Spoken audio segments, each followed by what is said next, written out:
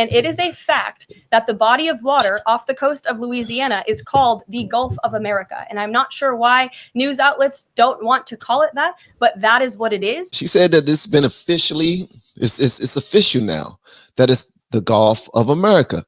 So if you are a journalist and you decide not to call it that, it's a lie. It's not about your opinion anymore. We don't care about your opinion.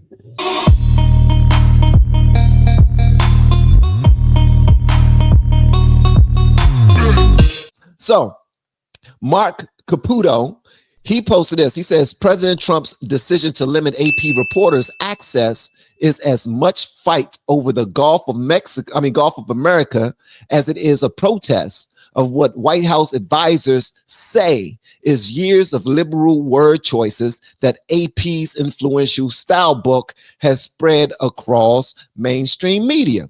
So Mehdi Hassan posted, Mehdi Hassan says, I know you're busy lecturing Europeans on free speech, but have you seen this? And they tagged JD Vance. Check out what JD Vance says. JD Vance says, yes, dummy.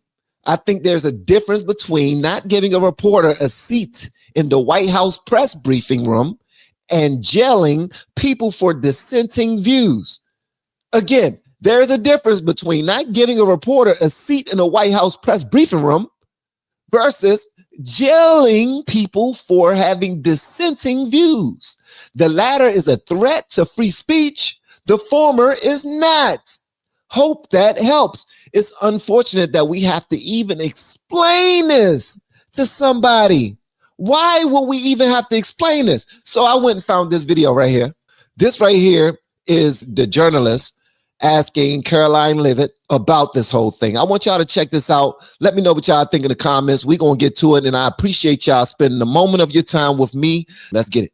Final thing for you, which White House official made the decision to bar the AP reporter from the Oval Office and the diplomatic reception room last night? Well, first of all, let me just set the record straight. It is a privilege to cover this White House. It's a privilege to be the White House press secretary. And nobody has the right to go into the Oval Office and ask the president of the United States questions. That's an invitation that is given.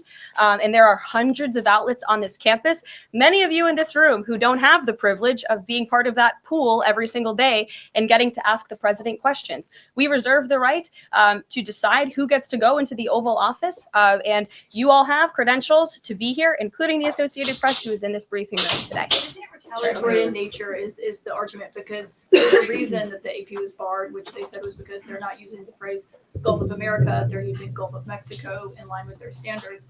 And so the question here is this setting a precedent that this White House will retaliate against reporters who don't use the language that you guys believe reporters should use? And how does that align with the First Amendment commitment that you were just talking about? I was very upfront in my briefing on day one that if we feel that there are lies being pushed by outlets in this room, we are going to hold those lies accountable. And it is a fact that the body of water off the coast of Louisiana is called the Gulf of America. And I'm not sure why news outlets don't want to call it that, but that is what it is.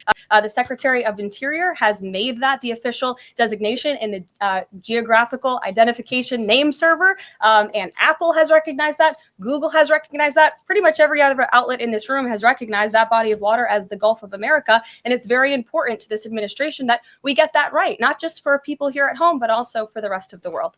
Sure. You get that, Collins? Huh? You get that? All right, so check this out. She said that this has been officially, it's official now, that it's the Gulf of America. So if you are a journalist and you decide not to call it that, it's a lie. It's not about your opinion anymore. We don't care about your opinion.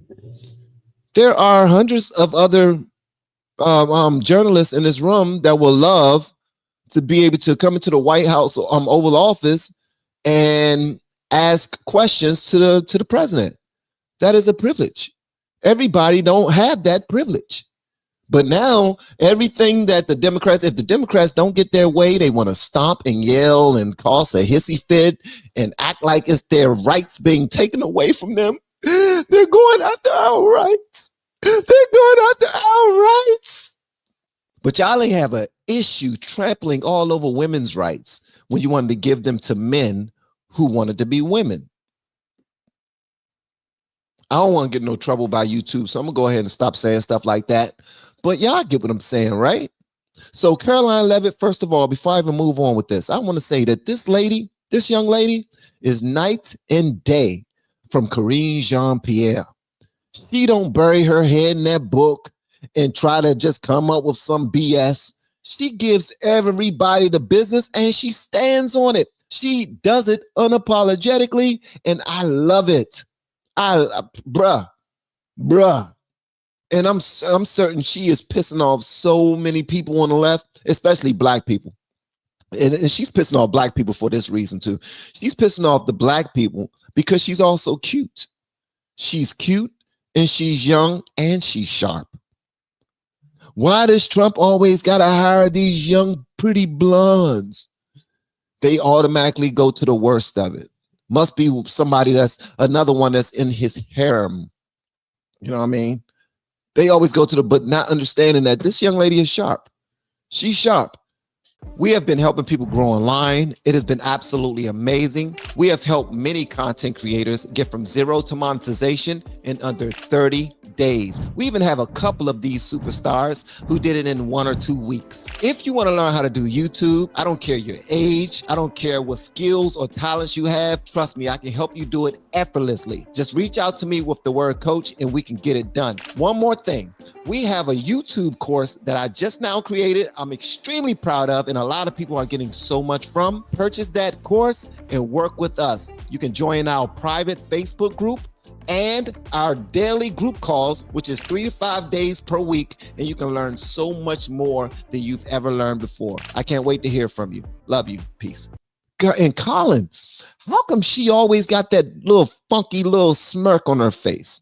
I don't like that. Like, she always got that I'm about to get you type of. She looked like a young white Maxine Waters. Hey. Okay, maybe she don't. Maybe I went too far. Van, sometimes I go over the line a little bit. I'm going to back away. She don't look like Maxine Waters. I'm going to back that up. Okay?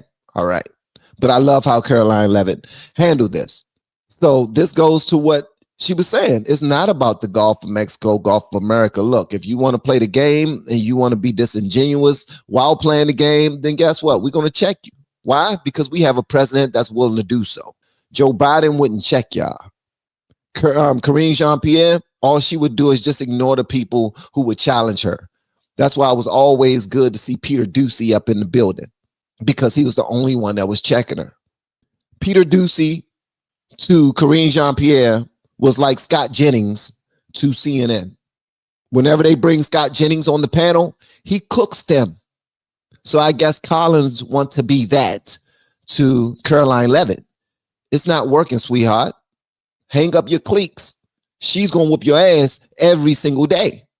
In that press conference, in that press room, she's going to get you. But I'm here for it. Every single time it happens, I'm here for it.